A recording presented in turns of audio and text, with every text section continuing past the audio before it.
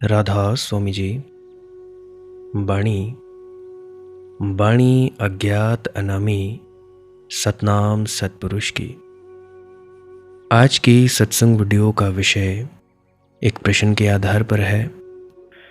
प्रश्न पूछा गया है, भाई आपने पिछली वीडियोस में कहा कि क्रोध को होशपूर्वक देखने पर क्रोध विलीन हो जाता है, लेकिन क्या कारण है कि काम वासना के उठने पर होश में भी उसकी प्रगाढ़ता बनी रहती है।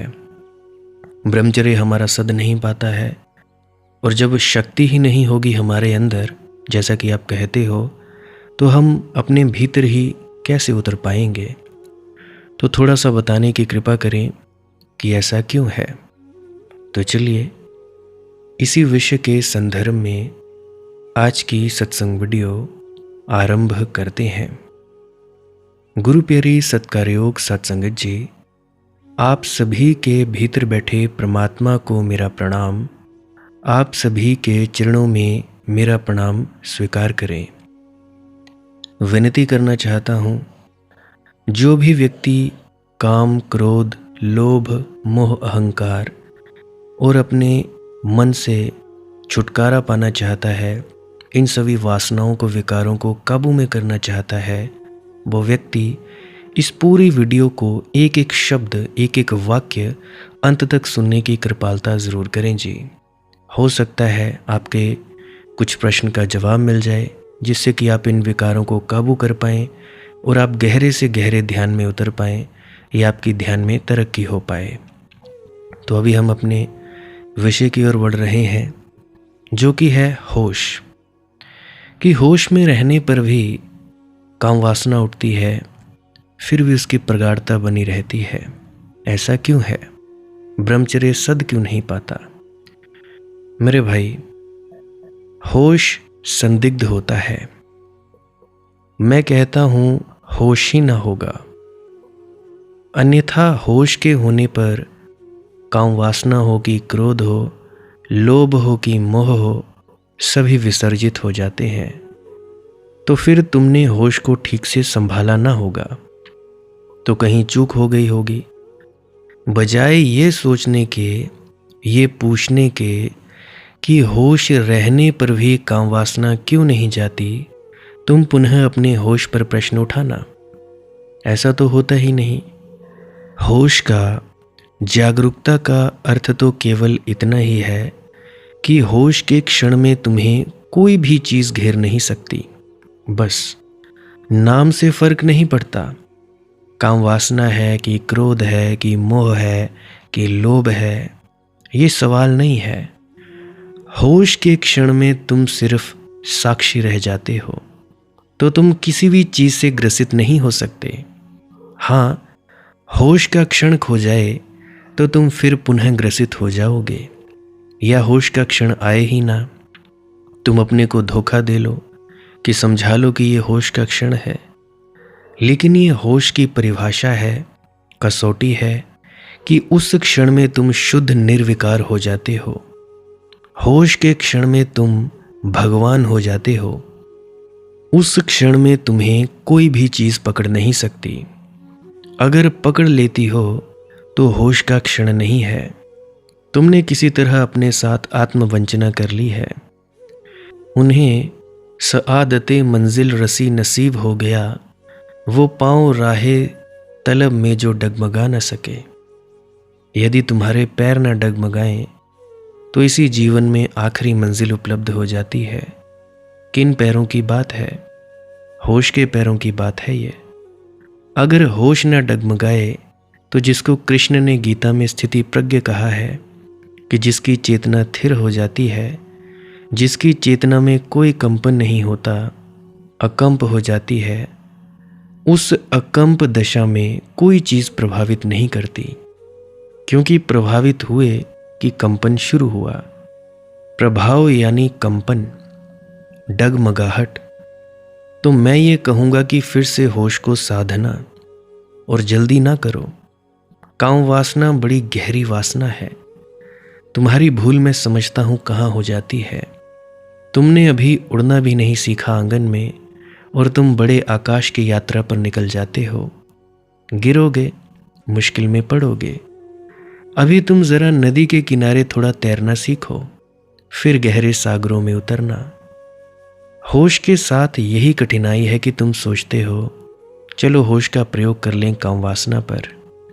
काम वासना सबसे गहरी वासना है, इतनी जल्दी मत करो। पहले ऐसी चीज़ों पर होश को साधो जिनमें किनारे पर थोड़ा प्रशिक्षण हो जाए।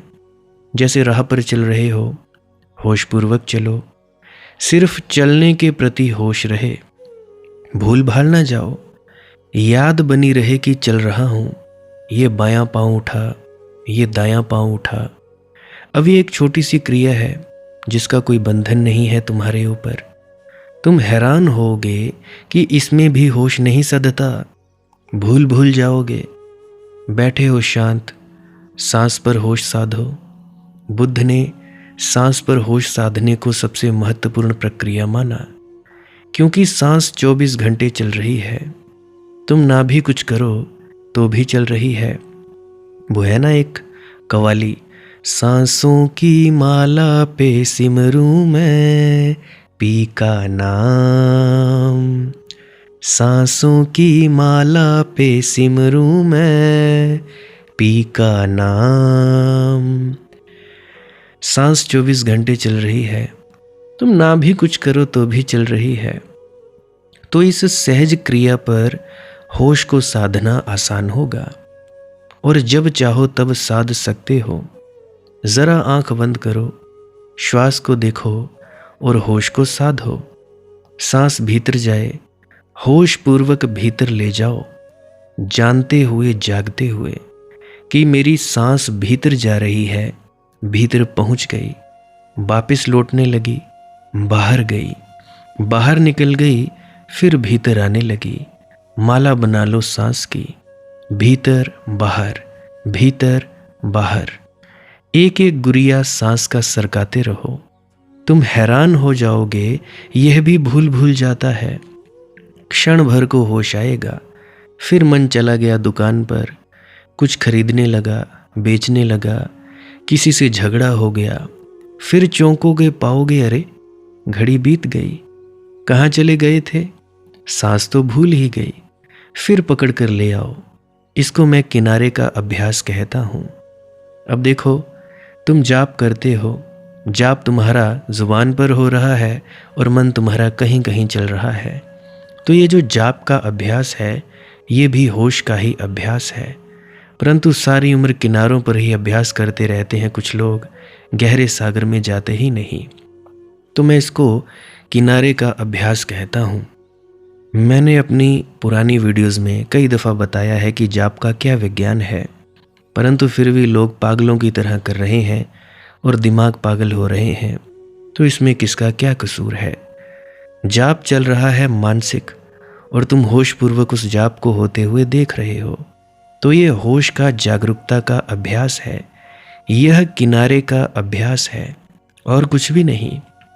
फिर तुम कहते हो मन टिकता नहीं, अतीत में जाता है, भविष्य में जाता है। अरे भाई, उसको जाने दो। या तो तुम जाप करो, या तो तुम सांसों पर अपना होश साधो, या तो तुम इन विचारों को देखते रहो। कुछ भी कर लो जो तुम्हें सजे, जो तुम्हें अच्छा लगे वो तुम कर सकते हो। अब जैसे विचार आ रहे हैं, इतने सारे विचार आ रहे हैं, तो रोमांच से भर जाओ कि यह नई फिल्म आ गई। अब उन विचारों को बड़े होशपूर्वक देखो। अच्छा जी, ये अतीत का विचार आ गया, देखते रहो, बड़े गौर से देखो, दूर खड़े रहकर देखो। अच्छा जी, ये भविष्य का विचार आ गया, थोड़ा होश से भरो कि यहाँ ये विचार आया। विचार आएगा, रुकेगा, कुछ देर ठहरेगा और चला जाएगा, और क्या होगा। तो इस तरह से होश, इसको किनारे का अभ्यास कहते हैं। अब देखो, सांस है, सांसों में कुछ झंझट नहीं है, विचारों में कुछ झंझट नहीं है। अब तुम या तो क्रोध पर साधोगे, क्रोध रोज तो होता नहीं, प्रतिपल होता नहीं, कभी कभी होता है। जब होता है तब इतनी प्रगाढ़ता से होता है कि तुम गहरे में उतर रहे हो। जब होता है तब इतनी बातें दांव पर लग जाती हैं कि शायद तुम सोचोगे फिर देख लेंगे होश इत्यादि, ये अभी तो निपटा ले। तो काम वासना तो बहुत गहरी है, क्योंकि प्रकृति ने उसे बहुत गहरा बनाया है। क्यों? क्योंकि जीवन उस पर निर्भर है। अगर काम वासना इतनी आसान हो कि तुम चाहा और छूट जाए, तो तुम शायद पैदा ही ना होते, क्योंकि तुमसे पहले बहुत लोग छूट चुके होते। तुम्हारे होने की संभावना ना के बराबर होती। माता पिता नहीं छूट सके, इसलिए तुम हो। तुम भी इतनी आसानी से न छूट जाओगे, क्योंकि तुम्हारे बच्चों को भी होना है। वे भी प्रतीक्षा कर रहे हैं कि ऐसे मत भाग जाना बीच से। तो जीवन बहुत कुछ टिका है काम वासना पर, इसलिए उसका छूटना इतना आसान नहीं है। असंभव नहीं है, आसान भी नहीं है। और तुम्हारी ये भूल होगी। अगर तुम इतनी कठिन प्रक्रिया पर पहले ही अभ्यास करो, तो यह मन की बड़ी तरकीब है। मन हमेशा तुम्हें कठिन चीजें सुझा देता है, ताकि तुम पहले ही दांव में हार जाओ, चारों खाने चित्त। फिर तुम सोचते हो छोड़ो भी, ये कुछ हमसे होने वाला नहीं। तो मन तुम्हें ऐसी दुविधा में उतारता है जहां तुम हार जाओ और मन जीत जाए। तुम्हारी हार में मन की जीत है। तो मन तुम्हें तरकीबें ऐसी बताता है कि तुम पहली दफा पांव उतारो नदी में कि डुबकी खा जाओ, कि सदा के लिए डर जाओ, भयभीत हो जाओ कि यहां जान का खतरा है, जाना नहीं। थोड़े बोधपूर्वक चलो। पहले ऐसी चीजों पर होश साधो जिनका कोई भी बल नहीं है। रास्ते पर चलना, सांसों को देखना, कोई भी ऐसी चीज। पक्षी गुनगुना रहे हैं गीत, बैठकर शांति से उनका गीत सुनना। सतत होश रहे, इतनी बात है। अखंडित होश रहे, धारा टूटे ना। जैसे कि कोई तेल को एक पात्र से दूसरे पात्र में डालता है, तो एक अखंड धारा रहती है तेल की, टूटती नहीं। बस ऐसी होश की तुम्हारी धारा रहे। पक्षी गुनगुनाते रहें गीत, तुम सुनते ही रहो, सुनते ही रहो, सुनते ही रहो। एक क्षण को भी तुम कहीं और ना जाओ। अब जैसा कि तुम मुझे सुन रहे हो, तो मैं कह रहा हूं, सुनते रहो, सुनते रहो, सुनते रहो। एक क्षण को भी कहीं और मत जाओ। तो ये किनारे का अभ्यास करो। जैसे जैसे अभ्यास घना होगा, वैसे वैसे तुम्हारे भीतर उत्फुल्लता बढ़ेगी। जैसे जैसे अभ्यास घना होगा, तुम्हारे भीतर अपने प्रति आश्वासन विश्वास बढ़ेगा। फिर तुम धीरे धीरे प्रयोग करना, वह भी जल्दी नहीं करना। क्रोध पर भी प्रयोग करने हो तो क्रोध भी 1000 तरह के हैं। एक क्रोध है जो तुम्हें अपने बच्चों पर आ जाता है, उस पर अभ्यास करना आसान होगा, क्योंकि बच्चे के क्रोध में प्रेम भी सम्मिलित होता है। फिर एक क्रोध है जो तुम्हें दुश्मन पर आता है, उसमें प्रेम बिल्कुल सम्मिलित नहीं है, उस पर अभ्यास करना कठिन होगा। तुम क्रोध में भी गौर करना कि कहाँ अभ्यास शुरू करो। जो अति निकट है, जिन पर तुम क्रोध करना भी नहीं चाहते और हो जाता है, उन पर अभ्यास करो। फिर कुछ हैं जो बहुत दूर हैं, दूर ही नहीं विपरीत हैं, जिन पर तुम चाहोगे भी कि क्रोध ना हो, तो भी भीतर की चाह है कि हो जाए। जिन पर तुम खोजते हो अकारण ही कि कोई निमित्त मिल जाए और क्रोध हो जाए, उन पर जरा देर से अभ्यास करना। पहले अपनों पर, फिर पड़ोसियों पर, फिर शत्रुओं पर। इतने जल्दी तुम अगर शत्रु पर अभ्यास करने चले जाओगे, तो ये ऐसे ही हुआ कि तलवार हाथ में ली और सीधे युद्ध के मैदान में पहुंच गए। कोई प्रैक्टिस नहीं की, कोई प्रशिक्षण ना लिया। तो पहले प्रैक्टिस करो, पहले प्रशिक्षण लो। प्रशिक्षण का मतलब होता है पहले मित्र के साथ ही तलवार चलाओ। शत्रु के साथ चलाना खतरनाक हो जाएगा। अभी मित्र के साथ खेल खेल में तलवार चलाओ। जब हाथ सध जाएं, भरोसा आ जाए, सुरक्षा हो जाए, तब थोड़े आगे बढ़ना। ये मेरे अनुभव में आया है हजारों लोगों पर ध्यान का प्रयोग करने के बाद, कि लोग जल्दी ही ऐसा कुछ प्रयोग करते हैं जिसमें टूट जाएं, ताकि झंझट खत्म, ताकि फिर अपनी वापस दुनिया में चले गए कि ये तो हमसे होने वाला नहीं। होता होगा किसी और को, कोई सौभाग्यशाली, कोई अवतारी पुरुष, कोई संत महात्मा। ये अपने से होने वाला नहीं है। मगर पहले ही इस तरह की कोशिश करते हो जिसमें कि पहले ही कदम पर हार मान लो, पहले ही कदम पर हार हाथ लगे, ये तुम्हारे मन का जाल है, इस मन से सावधान। अगर तुमने क्रोध पर होश साधा तो क्या होगा? क्या कसौटी है कि क्रोध पर होश सधा? प्रमाण क्या होगा? सबूत क्या होगा? प्रमाण ये होगा कि अगर क्रोध पर होश वस्तुतः सधा तो तुम क्रोध की करुणा का आविर्भाव पाओगे। अगर करुणा पैदा न हो तो होश का धोखा हुआ, सधा नहीं। क्योंकि क्रोध की जो ऊर्जा है कहाँ जाएगी?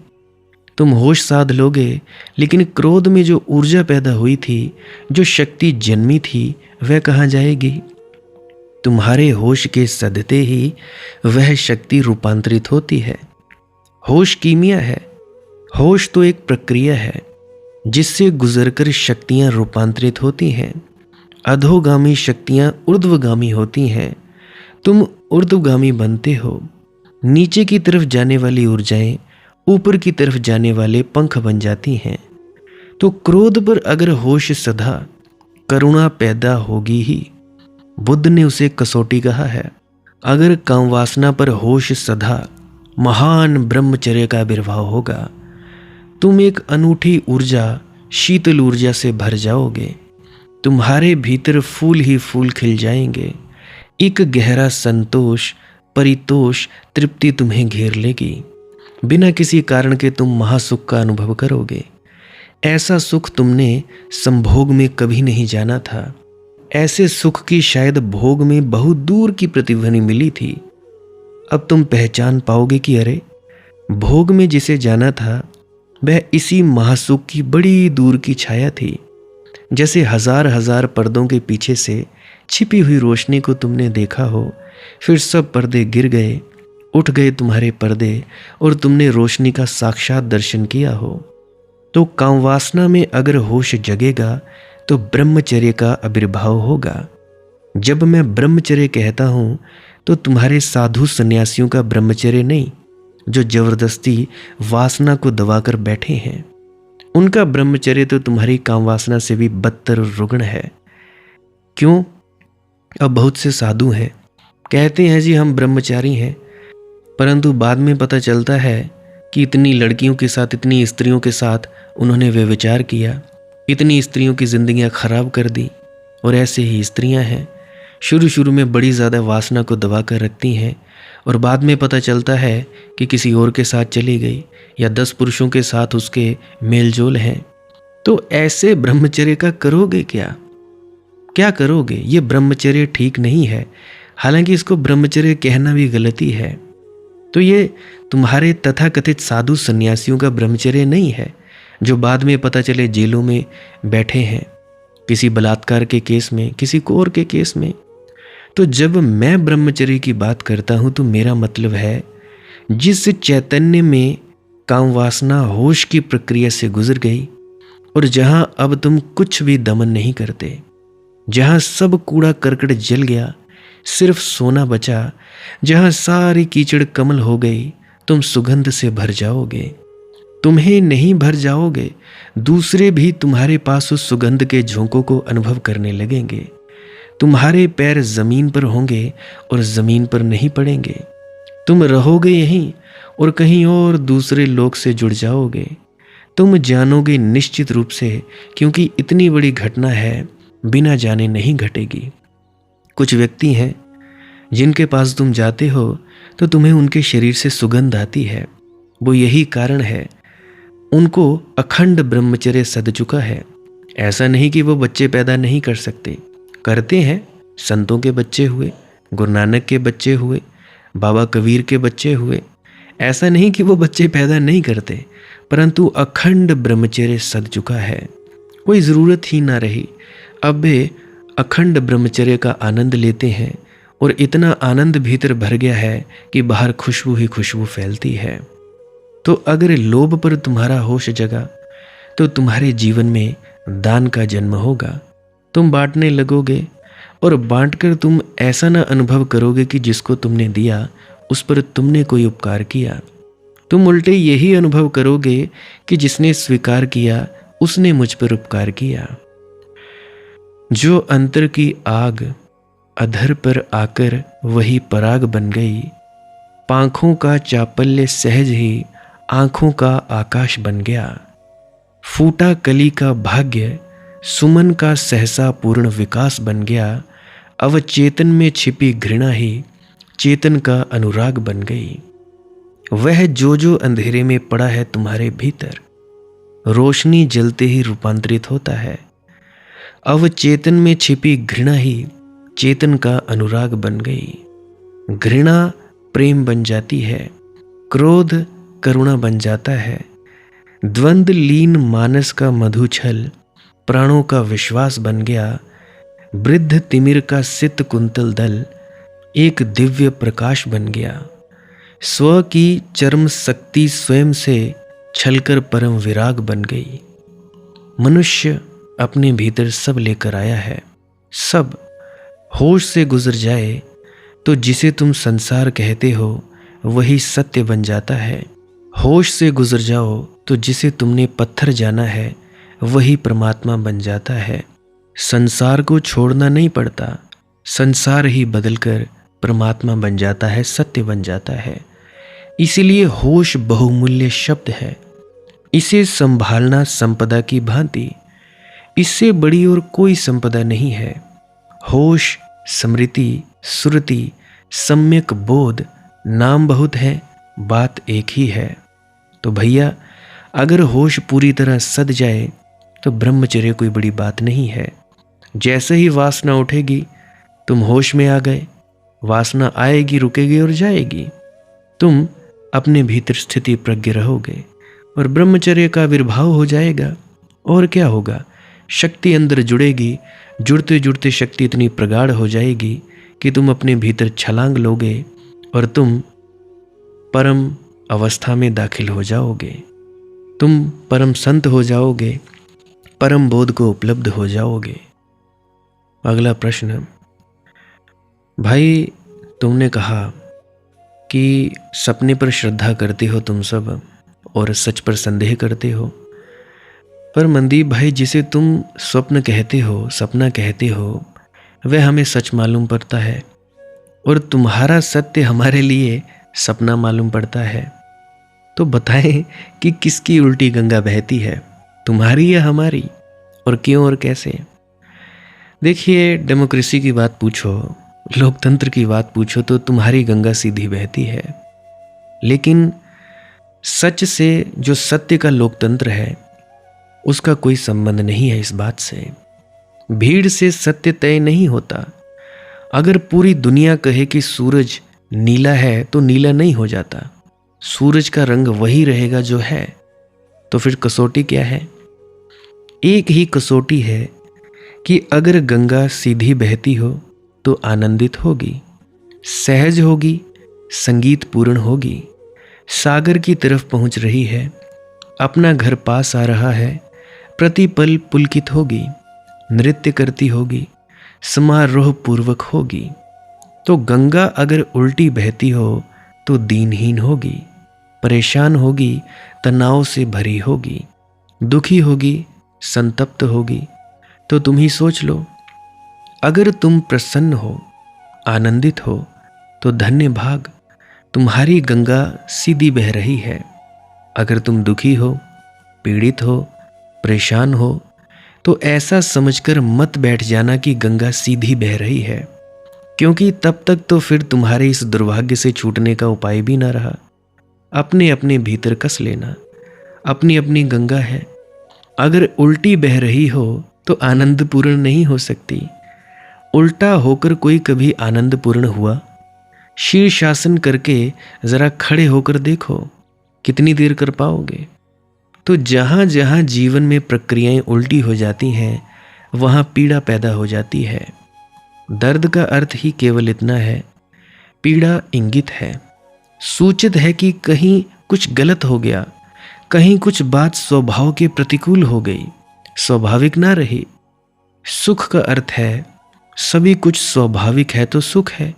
दुख का अर्थ है सभी कुछ अस्वाभाविक हो गया है। दुख दुश्मन नहीं है, दुख तो मित्र है।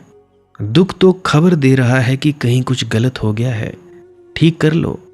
दुख तो यही कह रहा है कि जहां चले जा रहे हो वह मंजिल नहीं है। बदलो, राह बदलो, लौटो। जैसे ही तुम ठीक दिशा में चलने लगोगे, सुख का सरगम बजने लगेगा। सुख है क्या? जब तुम अनुकूल जा रहे हो स्वभाव के। महावीर से किसी ने पूछा कि सत्य क्या है जी? तो महावीर ने कहा, बत्थु सहावो धम।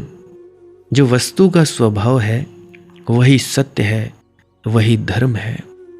मनुष्य दुखी है, स्वभाव के प्रतिकूल है, धर्म के प्रतिकूल है। तुम अपने भीतर जांच कर लो।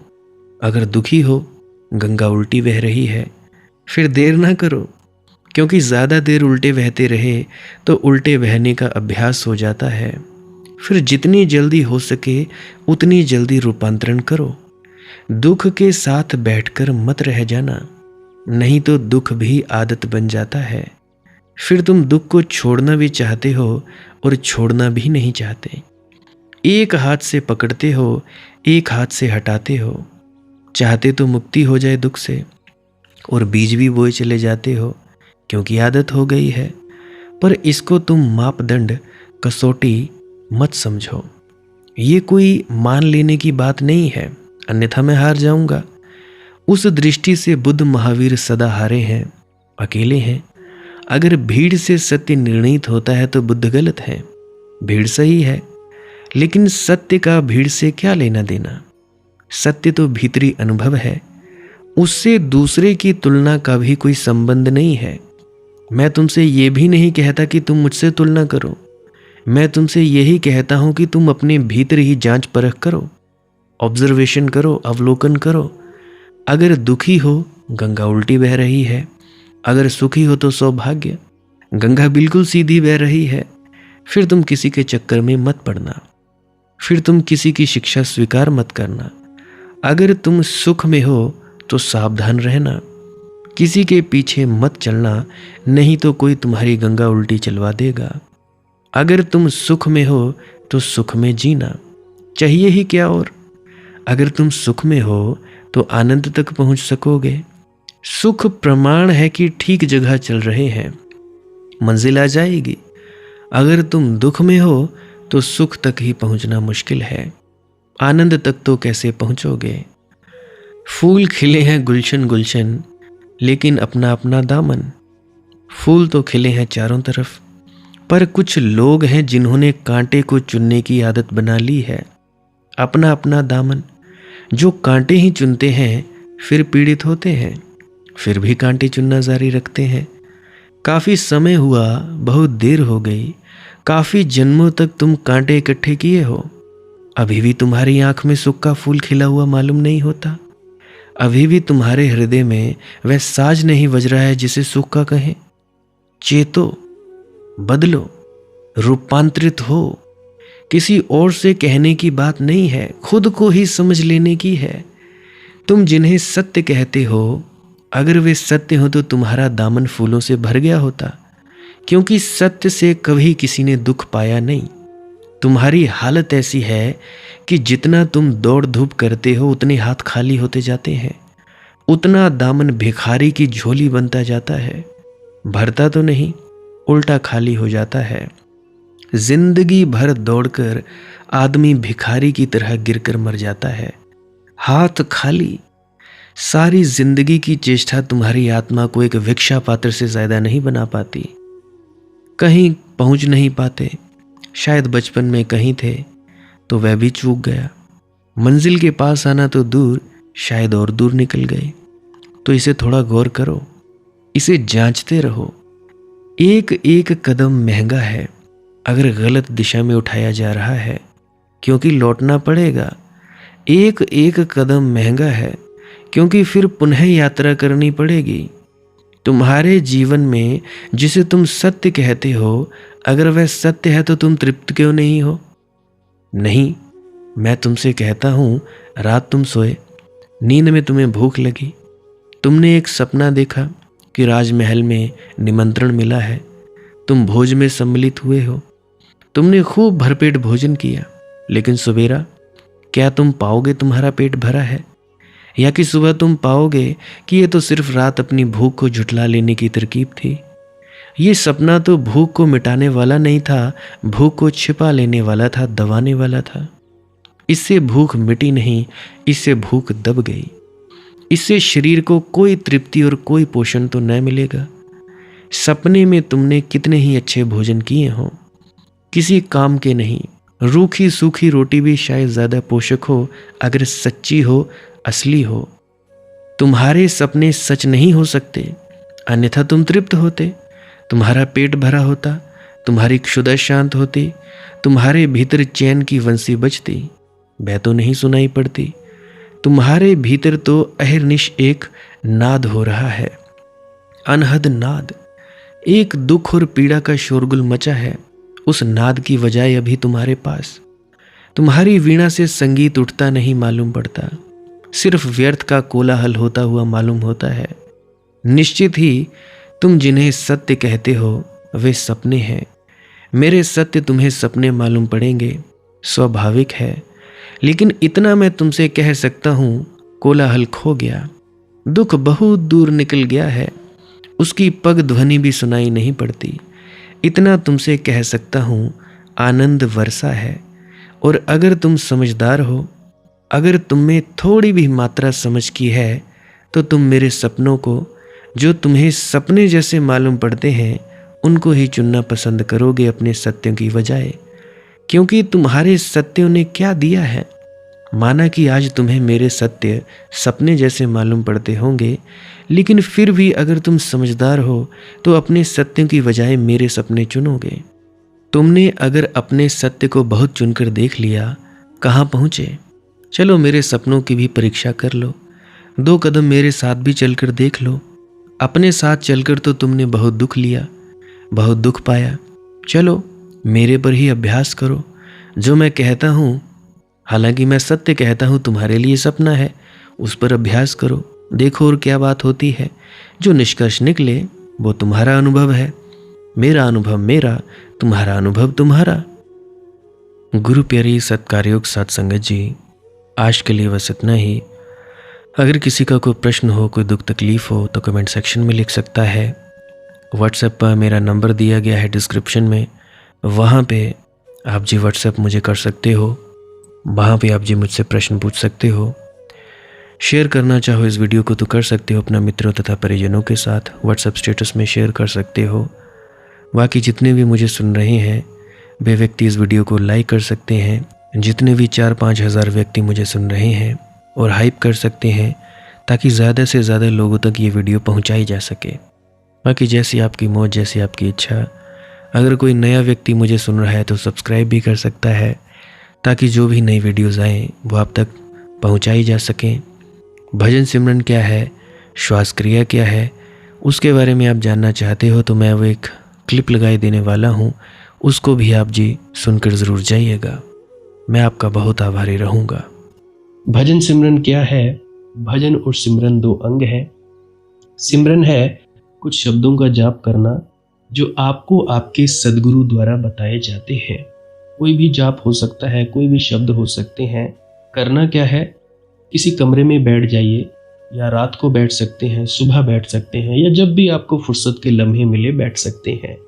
तो जब बैठें तो शरीर को बिना हिलाए डुलाए बैठना है। जो बैठ नहीं सकता तो वो लेट जाए, जो चौकड़ी नहीं मार सकता वो टांगे सीधी कर ले। कोशिश ये रहनी चाहिए कि ज़्यादा से ज़्यादा वक्त शरीर को बिना हिलाए डुलाए बैठा जाए। उसके बाद अपने शब्दों का जाप शुरू कर दें।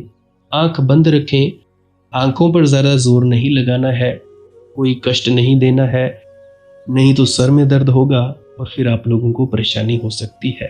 तो आपने क्या करना है? चुपचाप शांत होकर बैठे रहना है, शब्दों का जाप शुरू कर देना है। जितनी देर भी आप करना चाहो, आधा घंटा, पौना घंटा, 10 मिनट, 15 मिनट, या जितनी भी आपको आपके सद्गुरु द्वारा दिया गया निर्देश है, जितना निर्देश है उसका पालन कीजिए। और उसके बाद दूसरा स्टेप करना बड़ा ही ज़्यादा ज़रूरी है। वो क्या है? वो उसी अवस्था में बैठे रहें या आसन भी बदल सकते हैं। ये जो शब्दों का जाप होता है ये एकाग्रता के लिए होता है, ताकि मन की एकाग्रता आ जाए। और जब मन की एकाग्रता आ जाए फिर दूसरा कदम क्या है? धुन सुनने के लिए बैठना। चुपचाप बैठे रहें, आंख बंद है, शब्दों का जाप बंद कर देना है। और अगर कोई भी आपके गुरु महाराज है, उनको आप स्मरण कर रहे थे, याद कर रहे थे, आंखों के सामने शक्ल ला रहे थे, तो उसको लाना बंद कर दीजिए। शब्द धुन सुन रही है तो सुनते रहिए, आंख बंद करके अंधेरे में ही टिके रहें। टिके रहना है और ये इच्छा नहीं करनी है कि कुछ दिखे, कहीं पहुंचा जाए, परमात्मा को पाना है, ये करना है, वो करना है। याद रखें, ना कुछ समझना है, ना कुछ देखना है। ऐसे ही अज्ञानी होकर इसी अंधेरे में पड़े रहें। इसी अंधेरे में पड़े रहना है बस। उसके बाद जो होगा सो होगा। और अगर कोई अनुभव हो भी गया तो इससे ये नहीं कि अगली बार फिर से कामना करनी है कि ये वैसे ही हो। कामना ही सबसे बड़ी अड़चन है, इच्छा ही सबसे बड़ी अड़चन है, किसी चीज की तृष्णा करना ही सबसे बड़ी अड़चन है, मांग ही वासना है। अगर परमात्मा चाहिए तो कुछ नहीं मांगना है, चुपचाप बस बैठो, अपने आराम में बैठो, अपने विश्राम में बैठो। धीरे धीरे धीरे वो होगा जो होना चाहिए। अगर मैं ज़्यादा बोलूँगा तो आप लोग फिर से उसकी कल्पना कर लोगे कि जी ऐसा होता है, खंड ब्रह्मांड ऐसे होते हैं, चांद तारे दिखेंगे, फलाना ढिकाना। तो मैं ऐसा नहीं कहूँगा, मैं बस इतना कहूँगा, जो कुछ दिखता है, कुछ भी दिख जाए, वो मन है, वो माया है। जो नहीं दिखता वही आत्मा है, वही आत्मा में होना है। अब जैसा कि तुम लोग इसी अंधेरे में टिके रहोगे, टिके रहोगे, टिके रहोगे, तो कुछ दिनों के बाद या महीनों के बाद एक प्रकाश आएगा।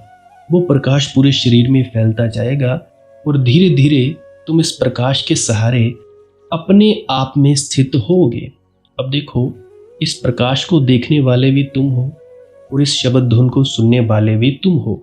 अब जो ये शब्द धुन को सुनता है और प्रकाश को देखता है, ये तुम हो। तो अपने आप में स्थित होना है, अपने आप को जानना ही सच्चा आत्मज्ञान है। खुद को जानना, खुद को जान लिया, मालिक को फिर जान जाओगे। तो इतनी सी प्रक्रिया है। और आगे आप श्वास क्रिया भी कर सकते हो। ये मुझे बताई गई थी विजय शर्मा जी द्वारा। वो एक उच्च कोटि के संत हैं, तो उन्होंने मुझे बताई, और मेरा फर्ज बनता है कि आप सभी को बताऊं। वैसे तो मैं रोज रोज बताता हूं, फिर भी आज फिर से बता रहा हूं। श्वास क्रिया क्या है? नाक से सांस लेना है, मुंह से छोड़ना है। लंबा सांस लेना है नाक से और मुंह से छोड़ देना है। 15 मिनट करें, 20 मिनट करें, आधा पौना घंटा, जितनी देर भी आप कर सकते हो करें। करने के बाद करना कुछ नहीं है, चुपचाप आंख बंद करके बैठ जाना है। लेट सकते हो तो लेट सकते हैं, वो आपकी अपनी इच्छा है। नींद आ जाए तो सो जाना है, शरीर को कष्ट नहीं देना है। अगर सर घूमे घूमने देना है, अगर आपका शरीर कांपे तो कांपने देना है। उसकी आपने दिक्कत, परेशानी और चिंता नहीं लेनी है, ये सब होता ही है। और मरने से डर लगे तब भी नहीं डरना है, ये होता ही है। क्या कहा मैंने? 15 से 20 मिनट कर सकते हैं, उसके बाद चुपचाप बैठें और अपने भीतर अपने आप उतर जाओगे। ठीक है जी। प्रेग्नेंट लेडीज़ बिल्कुल ना करें, जिनको दिल की बीमारी है या गोलियां वगैरह खाते हैं वो भी बिल्कुल ना करें, और बाकी सब कर सकते हैं। जिनको नींद नहीं आती वो अवश्य करें, और जिनको थोड़ा डिप्रेशन रहता है वो भी अवश्य करें, और जिनके बच्चे थोड़े पढ़ाई में कमज़ोर हैं वो भी ज़रूर करें। बाकी आपकी मौज है, करना हो करिए, नहीं तो आपकी अपनी अपनी इच्छा है। और ध्यान दें, जब सिमरन करें तो उसके बाद सीधा भजन पे बैठें, और जब ये श्वास क्रिया करें तो इसके बाद सीधा भजन के लिए बैठें। अलग अलग प्रक्रियाएं हैं, एकाग्रता के लिए है श्वास क्रिया और एकाग्रता के लिए ही है भजन सिमरन। सिमरन भी एकाग्रता के लिए और श्वास क्रिया भी एकाग्रता के लिए। ठीक है, मिक्स नहीं करना है, अलग अलग करिए। अगर श्वास क्रिया करी तो उसके बाद सीधा धुन सुनने पर बैठें। अगर सिमरन के शब्दों का जाप किया उसके बाद फिर से धुन सुनने पर बैठें। बाकी आपकी अपनी मौज है, जो आपको रुचे वो कर सकते हो। अगर धुन सुनने लगे तो धुन सुनने पर ही डायरेक्ट बैठा जाए, परंतु श्वास क्रिया मत छोड़ना, क्योंकि श्वास क्रिया करने से शारीरिक, मानसिक और आध्यात्मिक लाभ मिलता है। बाकी आप कीजिए, आपकी मौज है। राधा स्वामी जी।